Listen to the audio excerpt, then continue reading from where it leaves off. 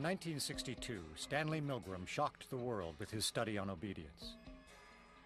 To test his theories, he invented an electronic box that would become a window into human cruelty.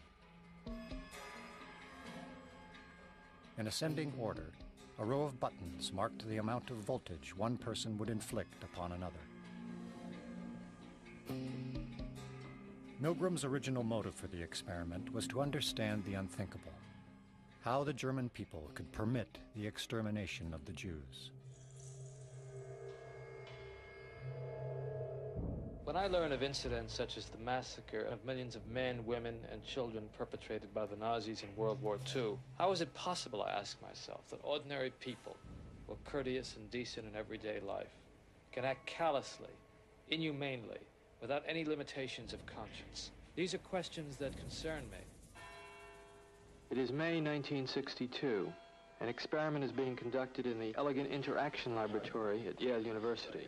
Psychologists have developed several theories to explain how people learn. One theory is that people learn things correctly whenever they get punished. What inspired Milgram, I would say there were a number of factors. One of them is he was very ambitious. He wanted to make a mark in social psychology. And he wanted, as he wrote to one friend, he wanted to come up with the boldest experiment that he could think of. Teacher, would you take the test and be seated in front of the shock generator, please, in the next room? Milgram's experiment was rigged. The so-called learner was part of the experiment. The real subject was the teacher. Shock of 75 volts. Now, as teacher, you were seated in front of this impressive-looking instrument, a shock generator. Its essential feature is a line of switches that goes from 15 volts to 450 volts, and a set of verbal designations that goes from slight shock to moderate shock, strong shock, very strong shock, intense shock, extreme intensity shock, and finally XXX, danger severe shock. Now the question is, how far will you proceed on the generator before you turn to the experimenter and refuse to go any further? Incorrect. You'll now get a shock of 105 volts. Hard head. Just how far can you go in this thing? As far as is necessary.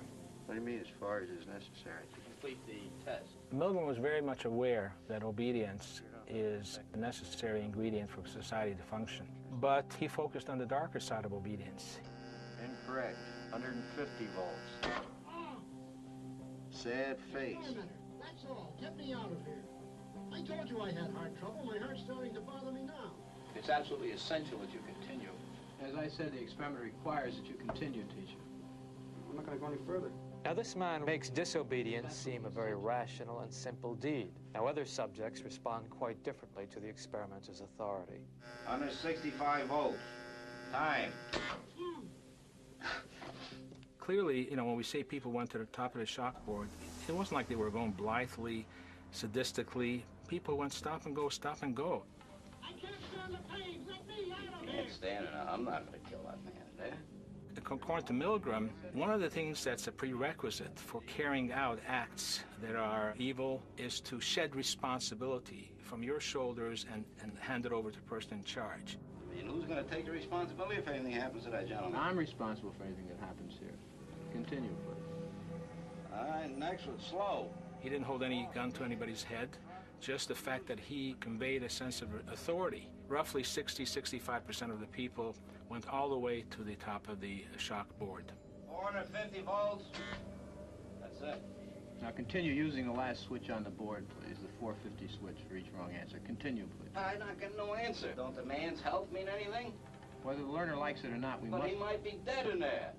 Although Milgram's experiment took place over 40 years ago, his findings on obedience to authority are still relevant to us today.